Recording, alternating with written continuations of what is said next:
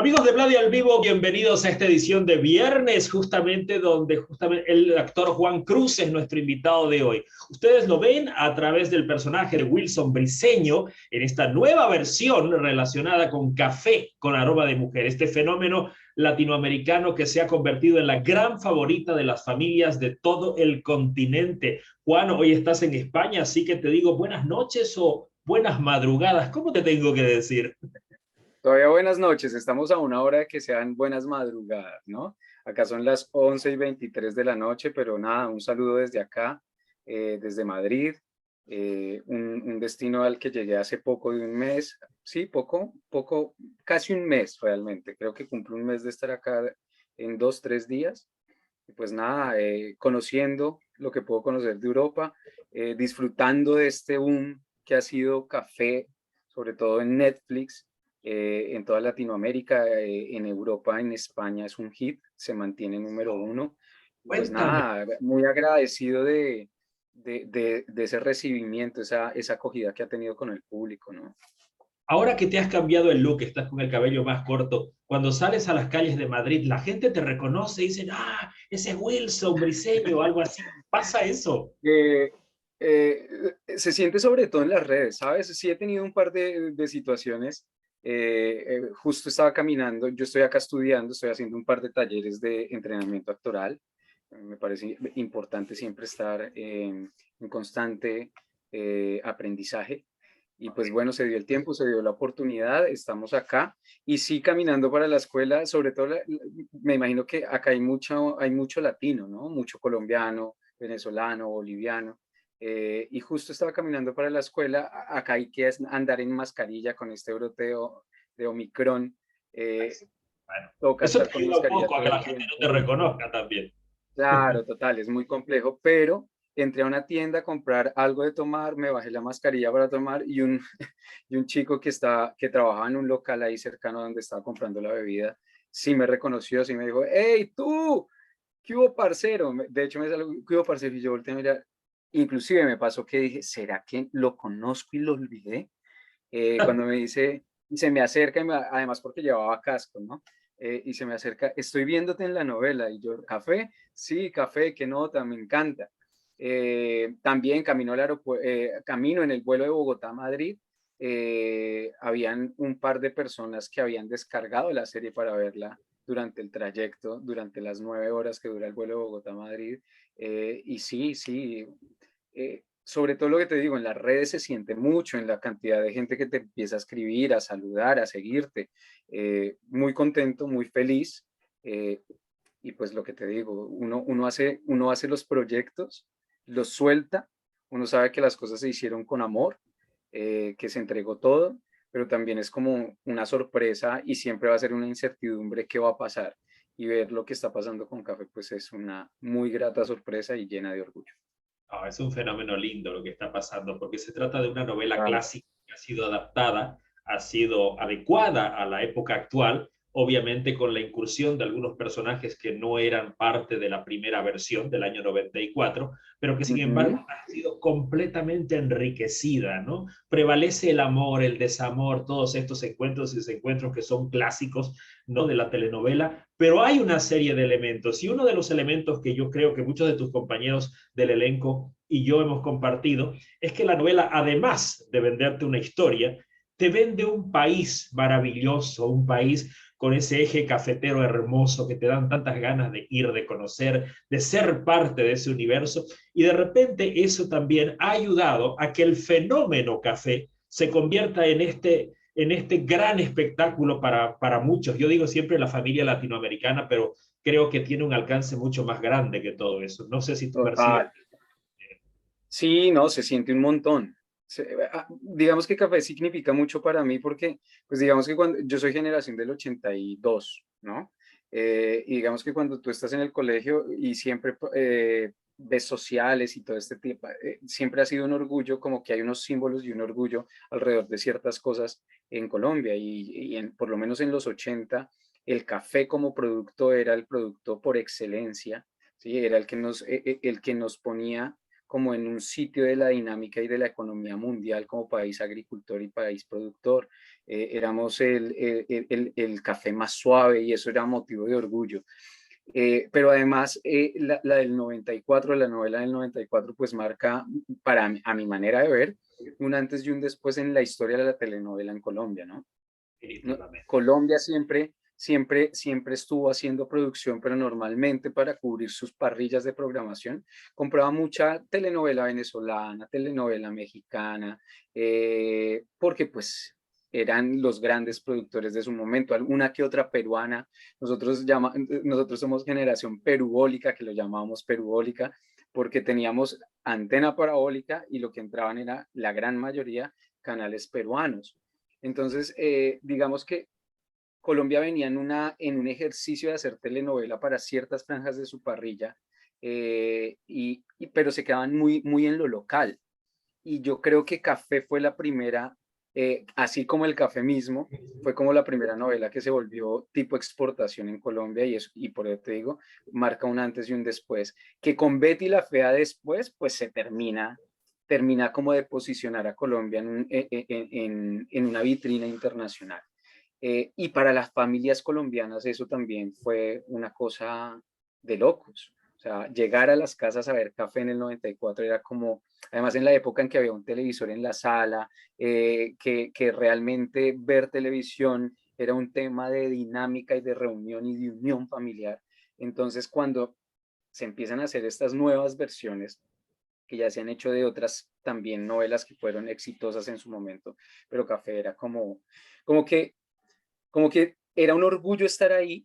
Yo debo confesar que yo pensaba mucho en mi abuela, además porque mi abuela, a ver, Café se hace durante pandemia. Digamos que el proyecto estaba presupuestado para hacerse entre enero, febrero, abril del año del 2021, no 2020 inclusive, 2020.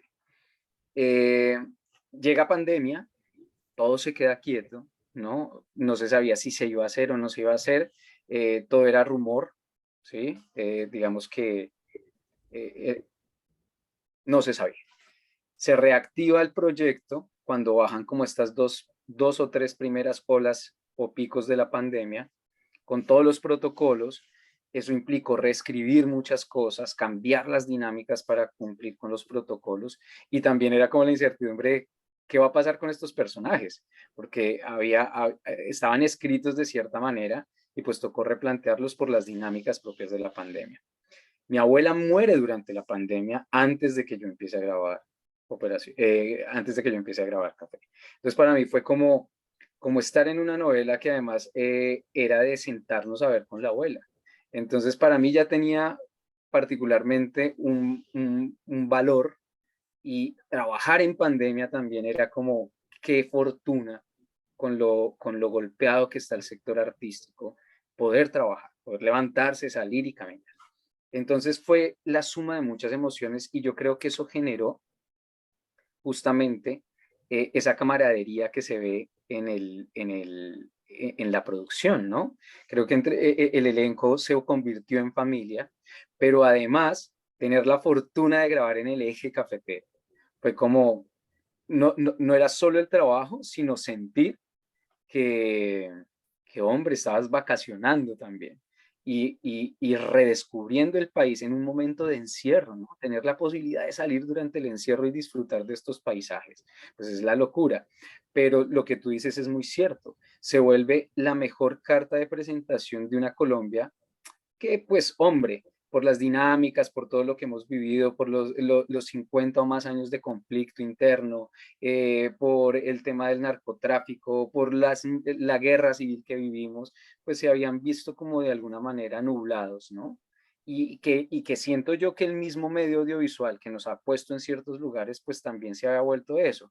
Ojo, no la critico, yo la he hecho, pues es una realidad que vivimos. El tema de la narconovela casi que se volvió un género, gusta mucho en algunos países y pues de alguna manera, pues así como Estados Unidos sigue haciendo historia sobre la Segunda Guerra Mundial, que fue y sigue haciendo historia sobre la mafia italiana, sobre sus grandes conflictos, pues nosotros como país seguramente seguiremos haciendo narconovela porque fue una etapa y es una etapa que nos ha marcado mucho.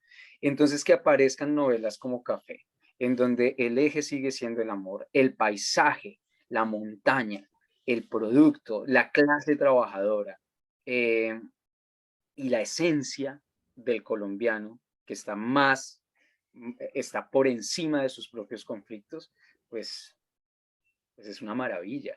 Y que la gente lo Conseguir. reciba de esa manera. A mí me escribe gente que curiosamente dice, quiero conocer Colombia. Yo tenía presupuestado ir a Cartagena, porque Cartagena es tal vez la ciudad más turística que tenemos, la que más ha salido en películas, la que más aparece en los folletos turísticos del mundo.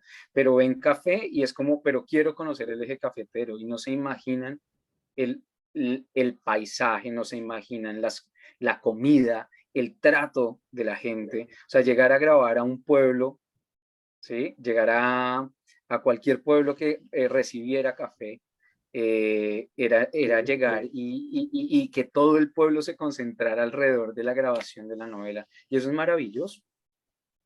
A mí me parece increíble. Yo creo que todo el contexto, ¿no? Unido, tanto el Ujú, tema de las locaciones del eje cafetero, como también la construcción de estos personajes, me refiero a los recolectores, a la gente del pueblo y todo lo demás, a mí me causa un efecto muy particular, ganas de ir, ¿te das cuenta? De meterme en estos pueblitos con estas construcciones coloniales todavía, de volver a ver esta arquitectura que de repente ya se ha perdido y que Colombia la tiene y la tiene, por cierto, todavía en muy buen estado, ¿no? Cosa que de repente otros claro. países latinoamericanos no hemos tenido la sensibilidad de poder estar o de poder conservar, ¿no? Este tipo de construcciones de la época precolombina todavía. Entonces, Ujú, hay un montón de cosas y el gran fenómeno de que en medio del auge de las series y de todas estas cosas que ahora son de consumo masivo, series de 10, 15, 20 capítulos, con temáticas a veces hasta un poco más subidas de tono y qué sé yo, que me parece bien ujú, que lo hagan, o el gran boom de las narconovelas, que también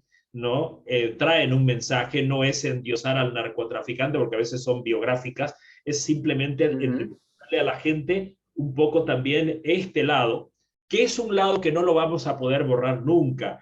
Y digo vamos, porque Bolivia también tiene mucho, digamos, dentro de este tema del narcotráfico. Quizás nosotros no hemos hecho todavía las series relacionadas a los narcos conocidos en nuestro país, como era Pablo Escobar para ustedes, como era el Chapo en México, y así sucesivamente. Pero de que tenemos parte de eso, eso es parte de nuestra realidad, por lo menos de estos países, lo es. Y no hay cómo negarlo, ¿te das cuenta?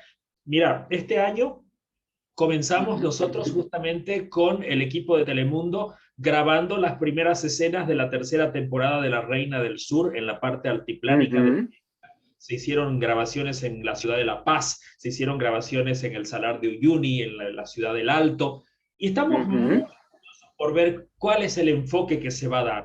O sea, estamos obviamente expectantes a todo eso porque también nos interesa, ¿no? Que nos muestren como región turística del mundo. Y eso es cierto. Total.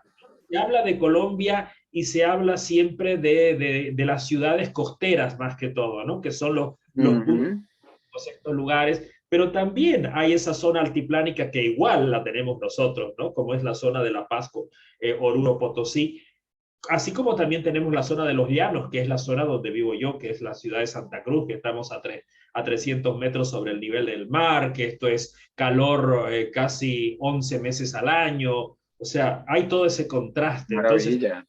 esa Latinoamérica curvilínea, hermosa, llena de matices, y al mismo tiempo yo creo que una de las cosas que más nos ha afectado, si hablamos históricamente del primer café, y que en realidad pienso yo, y si me estoy equivocando, por favor corríjanme, fue la primera telenovela de exportación que llega a Bolivia como un producto de primer nivel colombiano.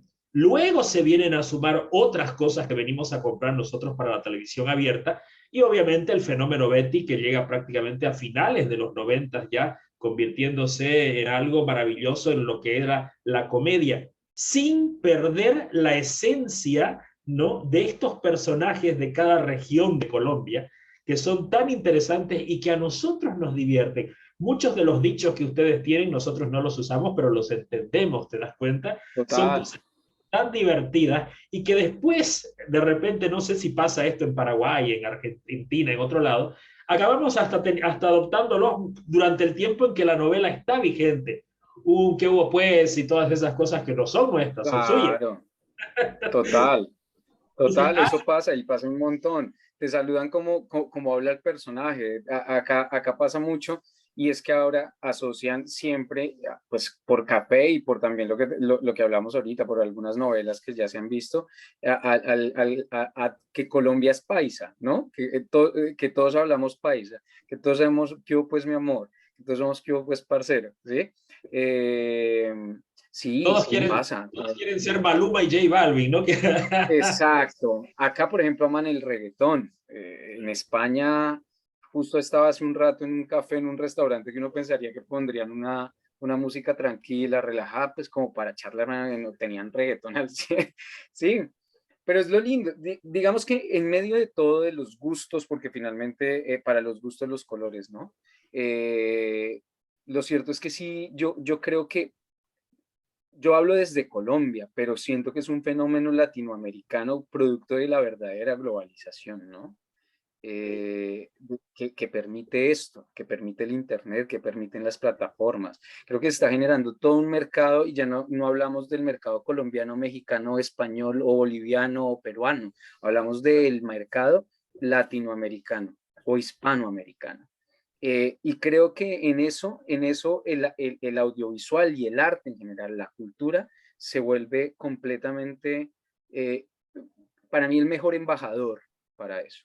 ¿Sí? A mí me parece muy lindo el intercambio que se está dando de actores, Vale. también de diferentes nacionalidades, que ahora están todos en una misma producción. Ustedes en el Es caso de maravilloso. venezolanos, argentinos, cubanos y obviamente la base de actores colombianos, digamos, ¿no? Pero esto se está Total, viendo cada vez total. con más frecuencia y es lindo verlo.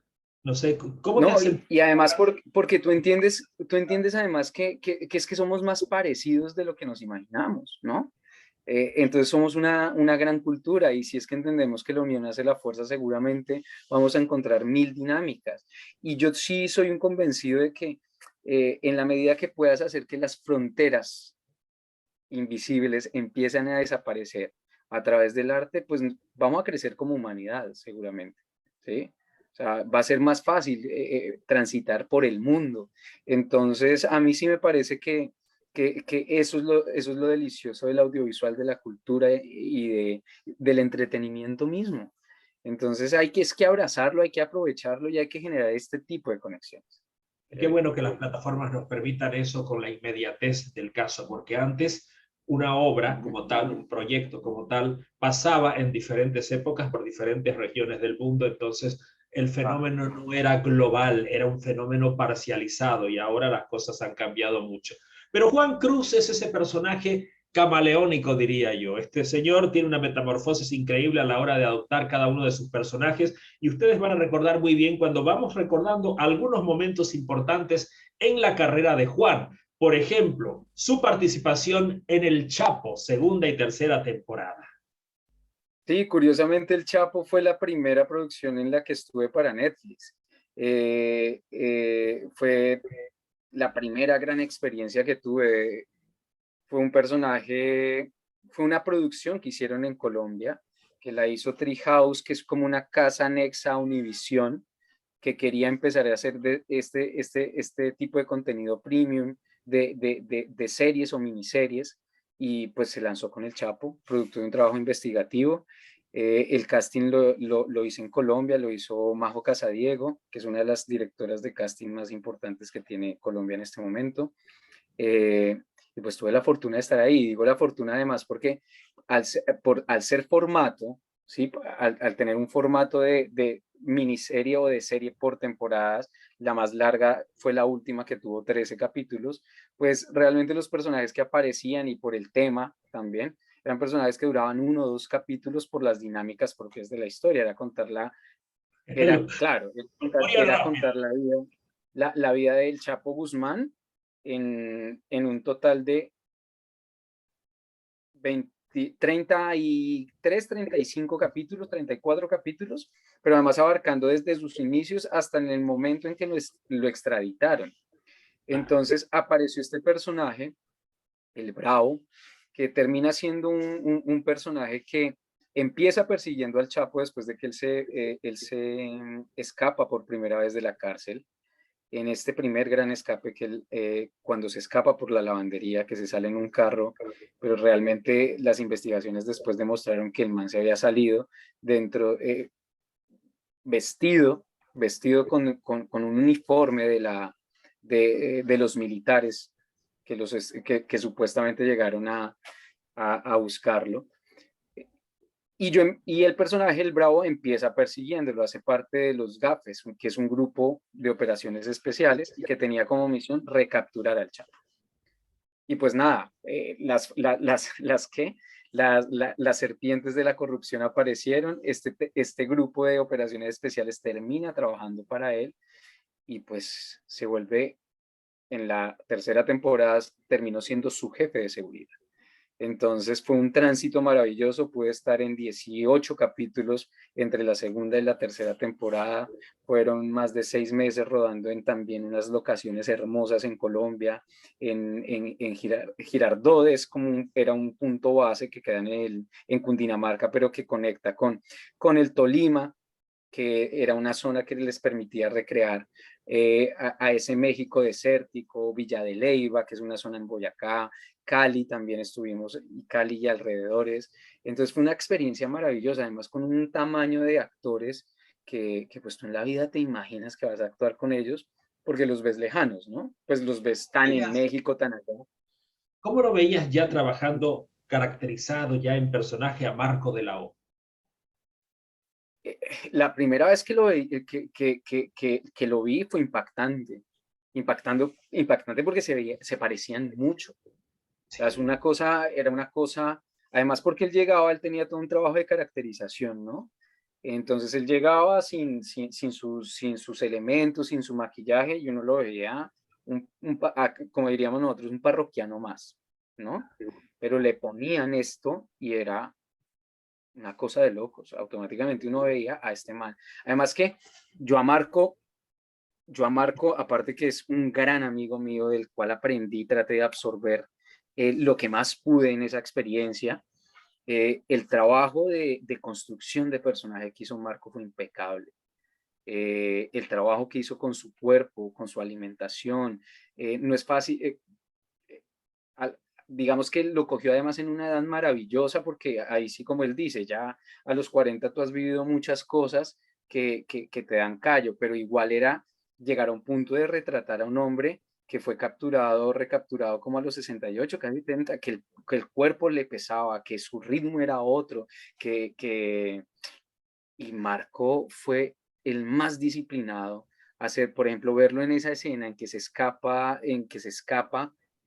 la segunda vez, fue retratarla tal cual quedó en los videos, la forma en que caminaba, fue como fue agotando el cuerpo, como fue apagando la mirada, como el man en su camino interno iba destruyéndose también, estaba agotado. Uno ve un man agotado, con mucho miedo al encierro, que se creía Dios, pero al mismo tiempo como queriendo, ya no quiero correr más. Y eso era maravilloso de ver, muy poderoso. Lo de Marco era poderosísimo. Y yo creo que eso nos invitó a todos, además porque estaba muy bien dirigida. O sea, los directores que tuvimos fue la locura. Para mí fue una experiencia, el equipo técnico, los showrunners, la escritora. O sea, ese fue un proyecto además soñado, porque tú normalmente estás en proyectos donde el ritmo de producción va a 1000. Acá todo era tan cuidado, todo era tan meticuloso, todo era tan planeado que a ti no te quedaba otro remedio que dar todo de ti, ¿sí? Todo de Imagínate, ti. y fue Entonces, tan para mí es exitoso. una universidad, es un proyecto que amo, es un proyecto que estuvo en todo el mundo, a mí todavía me siguen escribiendo por el Bravo, Oye, es cierto, todos porque los entró a Bravos. la plataforma de Netflix, en Bolivia fue número 1 varias semanas, y luego una red nacional decidió comprar todos los capítulos y emitirlos en televisión abierta, y fue el momento en que Marcos y yo tuvimos la oportunidad de conversar al respecto de la construcción del personaje. Marcos fue sumamente generoso, muy gentil. Hablamos de todo este momento en que él tuvo que cambiarse el cuerpo, la fisionomía y entrar en toda esta dinámica que hoy vos mismo corroboras con eso. Por eso te pregunté, porque quería tu percepción, porque yo ya tenía la del propio Marcos hablando de esto. Esto lo conversamos el 2020, si no me equivoco, hace ya casi 2 años que tuvimos esta conversación con Marcos. Vamos a seguir avanzando porque este señor no paró por ahí, estuvo en La Reina del Sur 2 haciendo una participación quizás muy breve pero muy significativa. Estuvo también en El Final del Paraíso, que en este momento se está emitiendo en Telemundo Internacional, y quiero dar un stop ahí para hablar de esto porque la gente, además de verla en la plataforma de Netflix, también puede verla a través del cable. Maravilloso, El Final del Paraíso. También uno de este tipo de proyectos que se vuelven más como una franquicia, yo lo siento, ¿no? Lo de Sin Sí. Senos fue un fenómeno en Colombia. De hecho, Andrés Toro estuvo en la versión original, en la primera versión que se hizo acá para Colombia antes de que adquiriera los Era derechos Byron, Telemundo. era Byron. O Claro, Byron. era Byron, Eh, hermano de Catalina. fue un hit, y fue un hit. Y efectivamente cuando hacen la versión para Telemundo fue un hit en Telemundo y se quedó quieta, y la retoman con el nombre de Sin Senos Si Hay Paraíso, y se vuelve una locura también. Y yo tuve la fortuna de trabajar con los directores del Final del Paraíso en un proyecto que hice hace años, en el 2015, 2015, una novela que hizo Fox para RCN acá en Colombia, pues allá en Colombia, que se llamaba Tormenta de Amor. Ahí conocí a dos directores maravillosos, y uno de ellos, Diego Mejía, fue director de Sin Senos Si Hay Paraíso. Eso me abrió muchas puertas con Fox, ese trabajo que se hizo en Tormenta de Amor. Y para el año, yo ya había acabado, yo ya había hecho El Chapo, ya había hecho La Ley Secreta, ya había hecho justamente La Reina del Sur. Eh, y llega Harley, un mechudo con cara de matón, que hace parte de la banda de Sombra, el personaje que hace Mauricio Cújar. Y pues nada, tuvimos la fortuna de estar ahí ayudando en esa parte de la historia, y pues fue una muy bonita experiencia. Terminé de aprender a manejar moto, y era otro personaje con otros tintes. Yo creo que, no sé, ciertos personajes te buscan, ¿no? Y creo que desde del Bravo hacia acá, estos personajes con tinte de malo, que yo honestamente en mi exploración actoral nunca pensé que tuviera perfil, fueron apareciendo, fueron apareciendo, y pues los hemos tratado de disfrutar al máximo, ¿no? No, y que lo sabes manejar con la intensidad necesaria para cada uno, porque te pueden dar 5 malos de corrido, pero cada uno de ellos tiene ¿no? una característica diferente que no te sale igual. Total, En eso, mi querido Juan, ha sabido separar el uno del otro, digamos. No, no estamos comparando, al contrario, estamos hablando de la sensibilidad que has tenido para generarle la diferencia a cada uno de estos personajes, ¿no? Al final de cuentas, también quiero hablar de otras series que me parecen espectaculares, premiadísima, por cierto. El Robo del Siglo es otro de los grandes éxitos de Netflix, y ahí estuvo junto a Andrés Parra y Cristian Tapán el señor Juan Cruz. sí, sí, otro de los premios de la vida. También este tipo de proyectos que uno solo por estar ahí está agradecido, ¿no? Porque es que que a ti te digan, no, es que vas a estar en una serie que protagoniza Andrés Parra, que protagoniza Cristian Tapan, que además yo tuve la fortuna, ese año fue maravilloso, porque yo estaba grabando un proyecto que se llama Operación Pacífico para Telemundo, y yo era parte del reparto de esa novela. Llega el casting del Robo del Siglo. Ese fue el año de los policías. Sí, así como tuve unos años del maloso, después llegaron los años de los policías, un año de policías. Sí, porque hicieron una producción en Colombia que se llamó Perdida, que era para España, y hice también una aparición corta como policía. Después me gano Operación Pacífico y hago el agente Díaz. Y estando grabando Operación Pacífico, llega el casting del robo del siglo. Yo debo hacer una confesión. Yo hago el casting porque el casting lo hace Majo Casadiego, la misma directora de casting del Chapo. Y es de esas personas a las que yo no le puedo decir que no. Pero yo sabía que el solo hacerlo podía implicar que si se ganaba el casting, podría entrar en aprietos porque yo estaba rodando Operación Pacífico.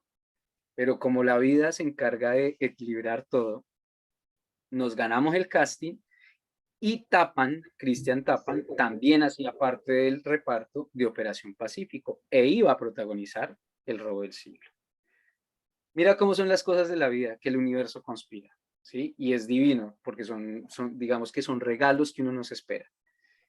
Pero coincide con que mis llamados para el robo del siglo eran pues en donde se grabó la secuencia del robo exterior en Valledupar, que se supone que era Valledupar, eso se grabó en Santa Marta, en Colombia.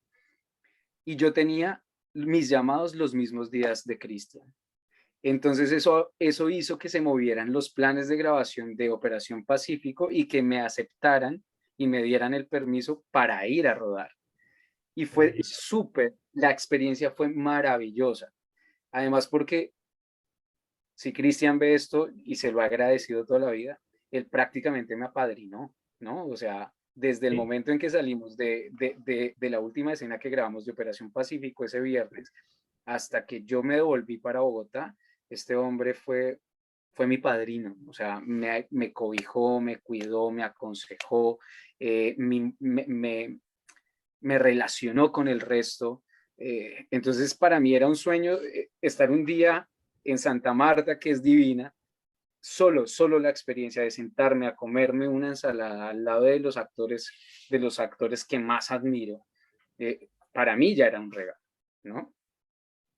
No había Pero cambios además, no habían cambios drásticos en la parte de caracterización entre tu en exacto, porque Operación como era Pacífico. policía, exacto, Ajá, como era un policía, ahora el tema era cómo hacemos los policías diferentes, ¿no? Y en otros tonos, porque a mi eso madre me era refiero. diferente. Pero se logró, este policía, digamos que el de Operación Pacífica es el agente Díaz, que es otro tipo de carácter, ¿no? Es otro tipo de personalidad. Y ya la tenía muy, muy bien identificada porque este personaje, lo que te digo, era de reparto, era un man con el que yo comulgué todos los días durante 6, 7 meses.